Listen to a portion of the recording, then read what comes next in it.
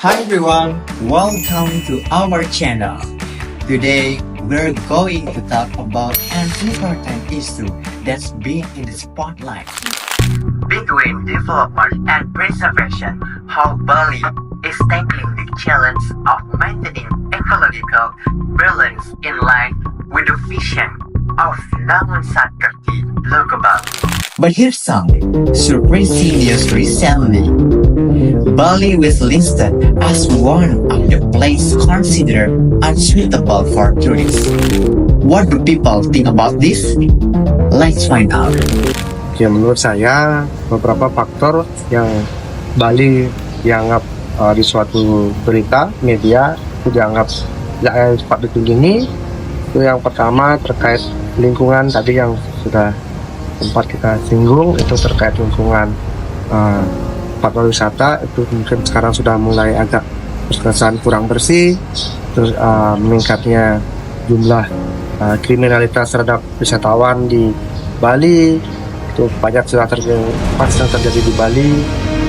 Seperti itu sih biasanya. I haven't heard that Bali was listed as the unsuitable tourist destination, but if I think about it, maybe one thing that I've heard from other tourists is that there's a lot of trash in beaches and in the places where there aren't much hotels. So maybe that's might be one of the reasons. But I haven't seen any trash because I've only been in a retreat in the middle of the island, and then I came here as a tour. I'm still going to Uluwatu and Ubud. So it doesn't bother me. I think Bali is beautiful, but I think one of the reasons might be rubbish and trash everywhere. That's right. Based on the report from American travel guide publisher Fodor, released 15 tourist destinations that are not worth visiting in 2025. On this side, Bali is at the top of Fodor list 2025. Bali is considered to have over-tourism and is unable to deal with the plastic waste problem.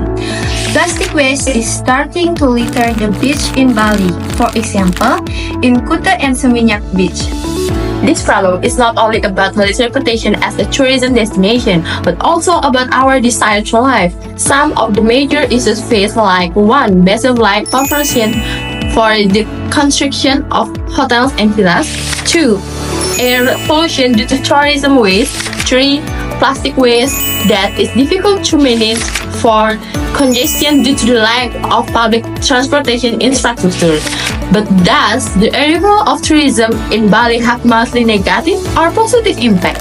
Oke, kalau kedatangan para wisatawan di Bali itu yang berkunjung ke Bali itu pasti ada dampak positif maupun dampak negatif yang akan ditinggalkan. Mungkin dampak positifnya dia menambah pendapatan atau income bagi suatu daerah atau negara itu sendiri. Yang kedua, mungkin menambah lapangan pekerjaan, menambah tempat usaha akomodasi pariwisata, itu pasti.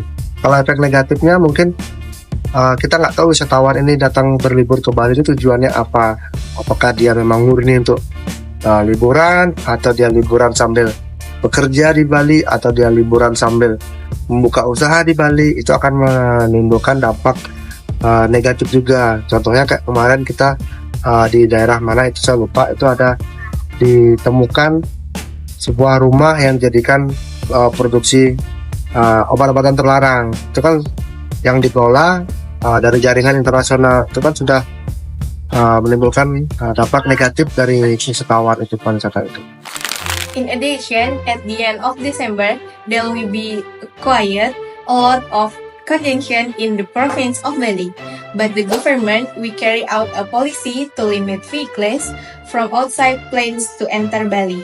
What is the opinion of the public about this? Ya, terkait kebijakan pemerintah, ini mungkin dari kebijakan pemerintah daerah Bali ya, khususnya itu yang akan memberlakukan atau membatasi plat-plat luar Bali untuk masuk ke Bali. Itu sebenarnya cukup kebijakan cukup bisa diterima. Ini terkait untuk lapangan usaha dari masyarakat Bali terkait pariwisata, itu pertama. Yang kedua, agar tidak menimbulkan kemacetan di kemudian hari, karena adik tahu sendiri Bali itu hanya luasnya tidak terlalu luas. Habis itu jumlah kendaraannya sudah semakin banyak, tapi jumlah jalan tidak bertambah atau belum bertambah. Jadi itulah mengapa pemerintah Bali mau mengeluarkan kebijakan pembatasan kendaraan dari luar Bali. But is there a solution we can implement?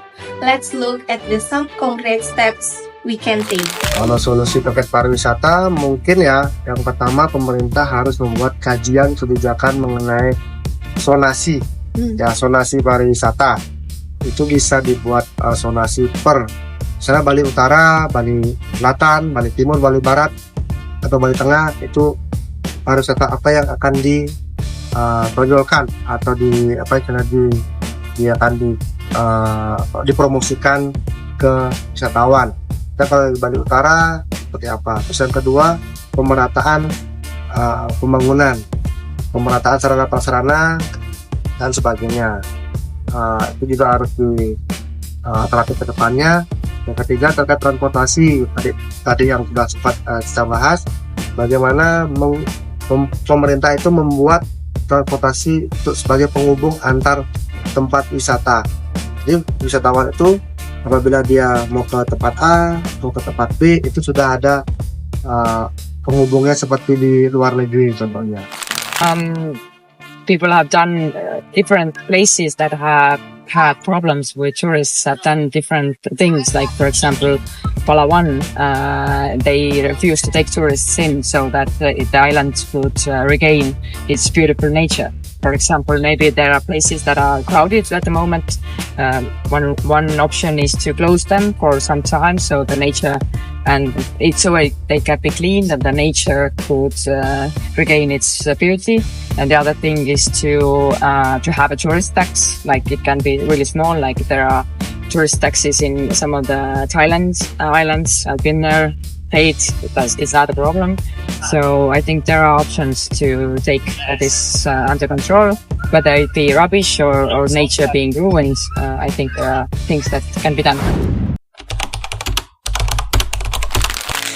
First, we need to return to the values within the vision of Nang Satkerti Loka Bali, which emphasizes maintaining harmony between nature, humans, and culture. The local government needs to dictate regulation on land conversion and ensure that development does not harm the ecosystem. Second, waste management must be more innovative. For example, increasing modern waste treatment facilities and implementing a zero waste policy for the tourism sector. Third, public transportation must be a priority to reduce congestion and air pollution. Simple examples include increasing environmentally friendly buses or bicycle lines. And lastly, this is all about cooperation. People, businesses, and governments should be conscious and active in protecting Bali, not just for today, but for future generations. As Ki Hajar Dewantara said, Ingase Suntolodo, Ing Madya Mangunkarsa, and Tutwuri Handayan.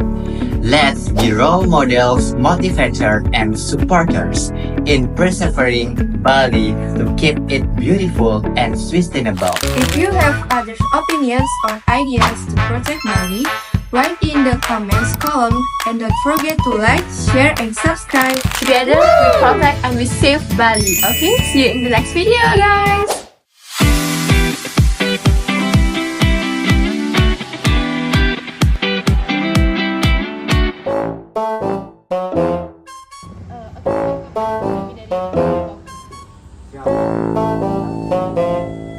Halo guys, hari ini kita berada di Peninsula Nusa Dua. Nah, sekarang kita mau mencari wisatawan dari mancanegara.